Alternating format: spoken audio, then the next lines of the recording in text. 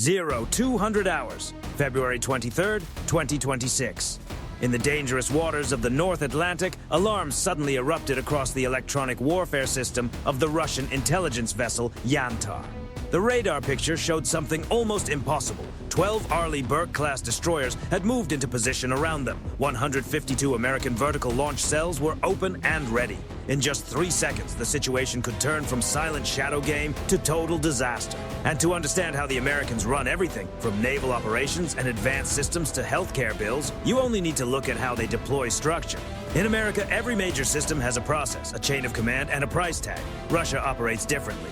Yantar was positioned in the heart of the GIUK Gap, the freezing and unforgiving choke point between Greenland, Iceland, and the United Kingdom. Directly beneath the ship's hull lay Atlantic Crossing 1. This was not just another submarine cable. It was one of the central nerves of the Western Alliance. Through that line moved trillions of dollars in daily financial transfers, secure diplomatic communications, and highly encrypted Pentagon data. If Moscow managed to attach a covert monitoring device to that fiber optic artery, Vladimir Putin could gain a real-time window into American defense operations from his desk in the Kremlin. That was the West's hidden weak point, and that was exactly why the Kremlin had sent Yantar. Officially, Moscow describes Project 22010 as an oceanographic research vessel. But in NATO language, that is a careful way of describing a cable interference intelligence ship. Yantar is operated by GUGI, Russia's highly classified main directorate of deep-sea research. On board, it carries one especially serious piece of equipment, the AS-37 deep-diving submersible, capable of descending 6,000 meters into the abyss. Its titanium robotic arms were not built simply to collect coral samples. They were designed for working on the hidden lifelines of the modern world, including underwater cables that connect governments, banks, and defense networks. The Russian commander believed the North Atlantic had given him the perfect cover. Freezing fog, zero visibility, rough surface conditions, switch off the transponders, lower the engine signature, and slide into the area unnoticed.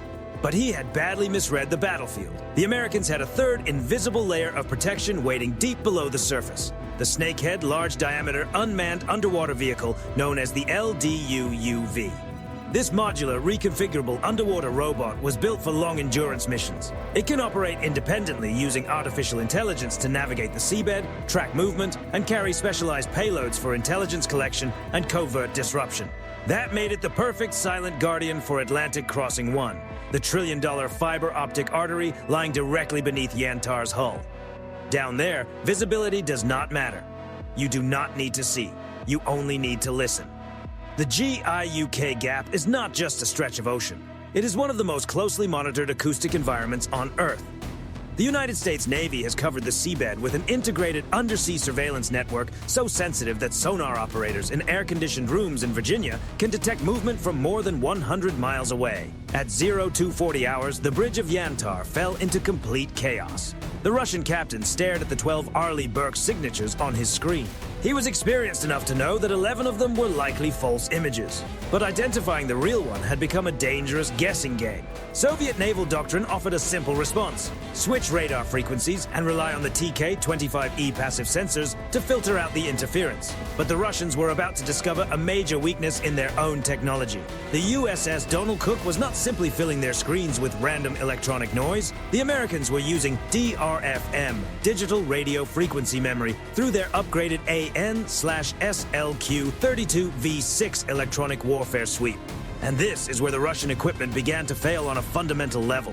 Every time Yantar's radar sent a pulse into the freezing fog, the American system captured that exact electromagnetic signal, adjusted its timing and Doppler profile, and returned it within nanoseconds. Russian processors were built to filter out ordinary interference, but they were not built to reject a signal that looked physically perfect. To Yantar's computer, every ghost vessel appeared real. Each one carried a convincing radar cross-section, a believable speed, and a logical heading. The Russian system was not being confused by random noise. It was being overwhelmed by flawless artificial data. Trapped on the surface inside an electronic cage with zero visibility around him, the Russian captain searched for his own opening. He understood one important thing: the Americans had not used direct force. This was still a gray zone confrontation, so he made a calculated and arrogant decision. Assuming American control ended at the surface of the water, he ignored the chaos on his screens and gave the order: launch the AS-37 submersible. He believed the deep ocean still belonged to Russia. He believed his multi-million-dollar machine would be safe beneath the waves.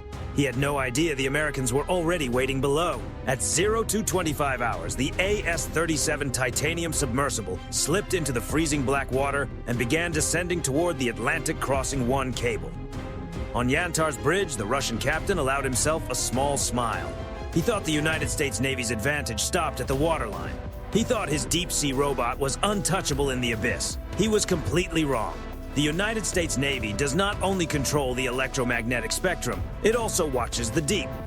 Resting silently in the darkness, blended against the seabed, was a United States Navy snakehead large-diameter unmanned underwater vehicle, known as the LDUUV. The Americans did not need dramatic underwater force or futuristic superweapons. They used precision, timing, and a non-kinetic disabling method. As the Russian submersible extended its robotic arms toward the fiber optic cable, the snakehead moved into position. A concentrated blue-green light beam struck the AS-37's optical sensor array. Unlike many other wavelengths, blue-green light travels through seawater with exceptional efficiency. In an instant, the Russian high-definition camera system was overloaded and blinded. At the same moment, the snakehead released a focused acoustic interference burst, cutting the telemetry connection between the submersible and its mothership. Up on Yantar's bridge, the live video feed from the ocean floor suddenly collapsed into violent static. The control readings flashed red across the monitors. Within seconds, Russia's $50 million pride of the deep-sea fleet was left blind, deaf, and motionless, slowly drifting into the freezing mud. The mission was over. The Russian captain's face hardened. He knew this was not a random technical failure. It was deliberate, precise, American. Humiliated and desperate to regain control, he made a risky decision. He ordered his crew to activate Yantar's anti-submarine warfare suite. He was preparing to flood the ocean with active sonar and pressure the Americans into backing away. It was a clear escalation, but before the Russian operator could even complete the command, the ocean answered first. The United States Navy did not use direct impact. It delivered an acoustic warning. A massive, maximum-power, mid-frequency sonar pulse slammed into Yantar's steel hull. Inside the Russian vessel, the sound was overwhelming. It did not shatter glass or injure the crew, but it rolled through the steel corridors like a giant hammer striking an empty fuel tank. Every man on board froze. For the first time that night, the Russian crew understood the truth. They were not hunting in the deep. They were trapped inside someone else's territory. Every sailor on board understood exactly what that sound meant. In modern naval confrontation, striking a surface vessel with a close-range active sonar pulse is more than a technical signal. It is psychological pressure at its highest level. It is the acoustic equivalent of someone standing behind you in a dark alley and making it clear that they are already in control. The message was impossible to misunderstand. We see you. We have you marked. You are still safe only because we have chosen to keep it that way. The Russian captain stood frozen on the bridge. His deep-sea robot was disabled in the mud. His radar still showed 12 false surface contacts surrounding him. And now, somewhere below, an unseen hunter had positioned itself perfectly beneath his vessel. He had no moves left. But the United States Navy was not finished. The final blow was not physical. It was psychological. While Yantar's crew was still recovering from the overwhelming sonar pulse, their passive acoustic sensors suddenly detected a massive contact beneath them. It was not an incoming strike. It was the USS Delaware, a 7,800-ton Virginia-class submarine. And it was not far away. It was carrying out a textbook shadowing maneuver. Delaware did not surface. It did not send a warning over the radio. It did not turn the encounter into a public confrontation. Instead, it moved silently through the freezing water and passed directly beneath Yantar's keel at a depth of only 60 feet. Imagine standing on a small fishing boat at night, staring into total darkness, when your sonar suddenly shows a giant predator gliding slowly and deliberately beneath your feet. That was the feeling on Yantar's bridge. The Russian sonar operator stared at the screen as the massive submarine moved below them at 20 knots. This was not a navigation mistake. It was a deliberate message, delivered within the rules of international maritime conduct. The meaning was absolute. We do not need to collide with you.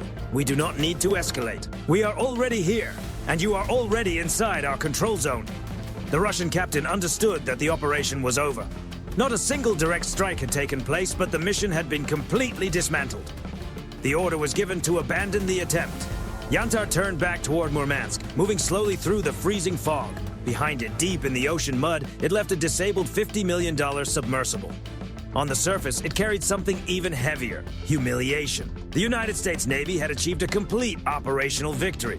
Atlantic Crossing 1 remained secure. Every radar frequency, electronic signature, acoustic profile, and behavioral pattern from one of Russia's most advanced intelligence vessels had been captured, categorized, and sent into American defense databases. Yantar had not only failed, it had shown the Americans exactly how to counter it again. This was not just a dramatic encounter or a story built for headlines. It was a strategic signal sent across the North Atlantic. The message was clear. Modern control is not measured only by ship size or missile count. It is measured by information dominance. Whoever controls the battlespace data controls the outcome. And in this case, the United States did not simply track a vessel, it shaped the entire situation beneath the surface. In modern naval operations, physically destroying a ship is often the least elegant option. The real achievement was not in making noise. It was in entering the space quietly, watching without being seen, and proving that an opponent's most advanced systems could be mapped, tracked, and contained before they even understood how exposed they were. When a submarine like the USS Delaware moves silently beneath the waves, it does not need drama. Its strength comes from remaining invisible while reading everything around it, and the meaning goes even deeper. What happened beneath those gray Atlantic waters was not just a tactical maneuver, it was pressure applied at periscope depth. The North Atlantic is no longer just cold water and shipping lanes. It is a layered arena of fiber optic cables, satellite relays, undersea sensors, and silent submarines moving like shadows beneath global commerce. To operate there without full awareness is to move blind. And when one Navy proves it can quietly reshape the operating environment in real time, that is not just deterrence, that is control. This episode also points to a much larger shift in naval doctrine. Modern fleets are no longer just groups of ships. They are floating data centers, connected nodes inside a global targeting network. Victory does not always arrive with a visible impact. Sometimes it unfolds silently, in the calm confidence of a commander who already knows the other side is inside his tracking picture. So the real question is not simply whether Yantar was outplayed. The real question is how many encounters like this never reach the public at all.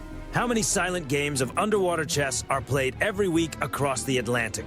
Was this a warning signal without smoke? A reminder that undersea advantage remains one of America's quietest strengths? Share your thoughts below. What makes this episode even more important is the difference between what people see and what is actually happening.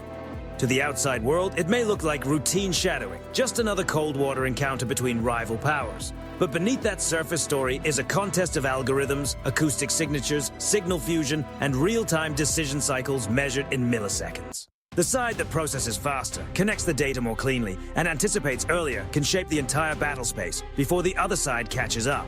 In that sense, modern dominance is no longer only physical, it is cognitive. And for more breakdowns on how submarines, electronic operations, and next-generation naval technology are reshaping global influence, subscribe to Navy Vector. The ocean may look calm on the surface, but beneath it, the game never stops.